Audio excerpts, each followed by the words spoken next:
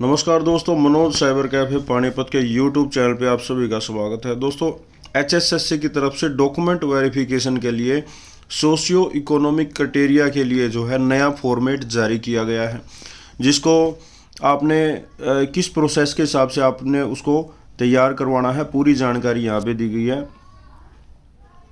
यहाँ पे दिया गया format of certificate to be verified by tehsildar executive magistrate SDM scrutiny on 10 December 2021। तो जो है ये नोटिफिकेशन आपको ओपन करके दिखाते हैं, इसमें क्या नई जानकारी है। ये फॉर्मेट सेम है पहले की तरह, इसमें थोड़ी सी जानकारी अलग से है, वो स्पेशली मैं आपको बताऊंगा। यहाँ पे इंस्ट्रक्शन है जो आपकी स्टार्टिंग में, ये आपकी सेम है पहले की तरह, इसको आप छोड़ दीजिए। सेम 1 नंबर में भी आपका वही है, post category advertisement number, date कब जारी की गई थी वो एडवर्टाइजमेंट, आपका Aadhaar card PAN card number. अब मेन है दोस्तों यहाँ पे आप पॉइंट नंबर 3 पे आ जाए। That neither the applicant nor any person, जो एप्लीकेंट है वो खुद और उसके अलावा फैमिली में जो उनके जो मेंबर हैं, फादर, मदर, स्पाउस, हस्बैंड या वाइफ, ठीक है, उनमें से कोई भी, ब्रोदर या सन, ठीक है, बच्चा हो, बच्चा या उसका जो है जो एप्लीकेंट है उसका भाई या उसका बच्चा, इज, वाज और हैज़ बीन, ठीक है, इज प्रेजेंट में कर रहा है या पहले उसने की है या रिटायरमेंट भी ले चुका है, ठीक है, ये सभी इसमें इंक्लूड है। जो पहले करके छोड़ चुका है वो भी, और जो अभी प्रेजेंट में कर रहा है वो भी। Regular employ in any department board, ठीक है, ये आप समझ लीजिए, इस चीज़ को आप पढ़ सकते हैं इस चीज़ को आराम से, ठीक है। ये पूरी डिटेल दी गई है। इनमें से कोई भी मेंबर यदि सरकारी नौकरी पे है तो आपको 5 नंबर का जो है यहाँ पे जो सोशियो इकोनॉमिक का जो क्राइटेरिया का जो बेनिफिट है वो आपको बिल्कुल नहीं मिलेगा। इसके अलावा जो आपका यहाँ पे है 4 नंबर में, अब आप आ जाइए।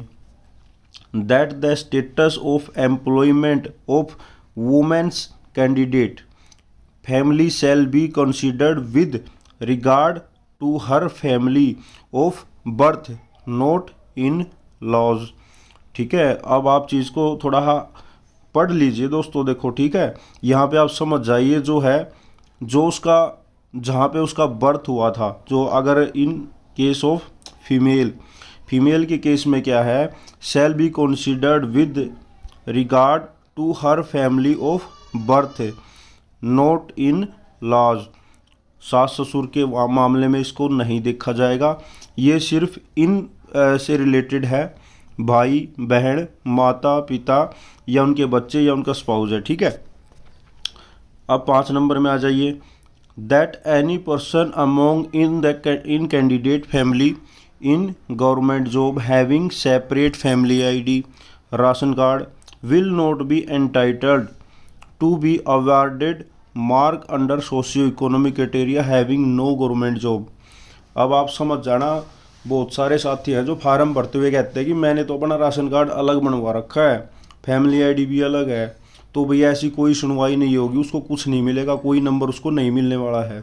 साफ साफ यहाँ पे लिखा गया है, फैमिली आईडी अलग हो या राशन कार्ड अलग हो तो आपको कोई कंसीडर भाई किया ही नहीं जाएगा, आपको बिल्कुल विल नॉट एंटाइटल, ठीक है। इसके अलावा 6 नंबर ऑप्शन में आ जाओ आप।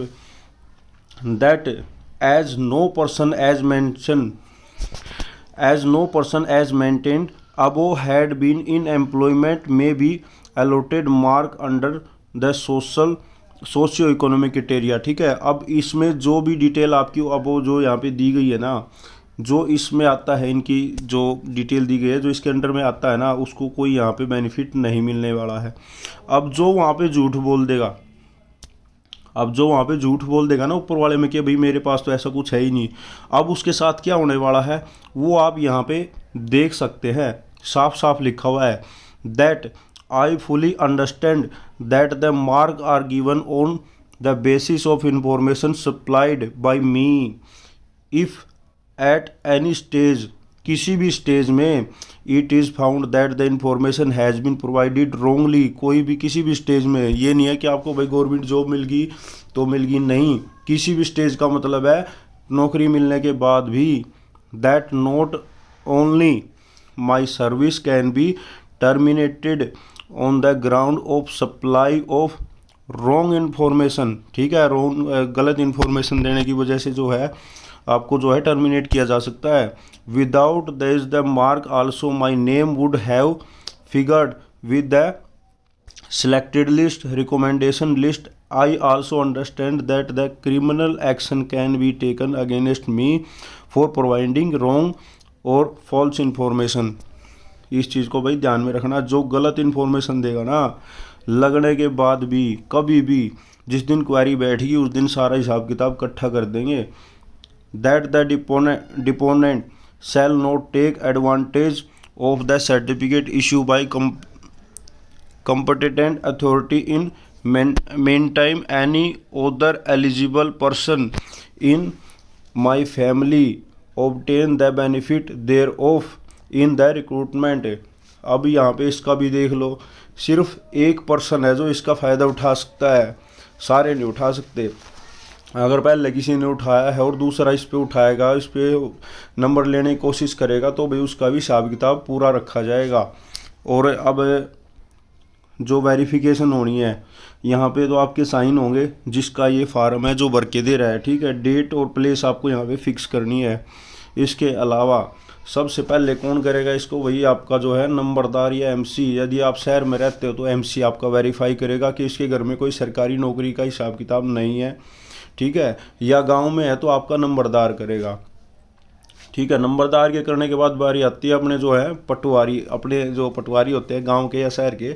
ठीक है, तो वो अपनी तरफ से इसको वेरीफाई करेंगे प्रॉपर। और फिर उसके बाद में लास्ट में आता है verified by tehsildar, executive magistrate और एसडीएम। जब तक यहाँ तक आपकी ये फाइल जाएगी ना वेरीफाई होने के लिए, जब तक आपके सभी डॉक्यूमेंट इनके साथ में आपको लगाने पड़ेंगे। शपथ पत्र भी लगाना पड़ेगा आपको, अपनी आईडी भी लगानी पड़ेगी। ठीक है, पूरी डिटेल आपको यहाँ पे देनी पड़ेगी। जब यहाँ पे वो वेरीफाई करके देंगे हाँ भी इनके घर में कोई सरकारी नौकरी नहीं है, लास्ट में जाके यहाँ पे इनकी जो स्टैम्प और साइन होंगे। तो ये प्रोसेस है, थोड़ा टाइट हो गया है। जो भी साथी है जिन्होंने पहले इन्फॉर्मेशन दे रखी है, तो उसके हिसाब से जो अभी इन्फॉर्मेशन जो आप वेरीफाई करवाएंगे बिल्कुल सही तरीके से करवाना दोस्तों। आगे जो है ना डिटेल आप खुद भी पढ़ सकते हैं, यहाँ पे साफ साफ लिखा हुआ है। अगर आप गलत इन्फॉर्मेशन देंगे जो है कभी भी उसका टर्मिनेट हो सकता है। ठीक है, और सही अपडेट पाने के लिए मेरे यूट्यूब चैनल को सब्सक्राइब कर ले दोस्तों, और वीडियो को शेयर ज़रूर करें। धन्यवाद।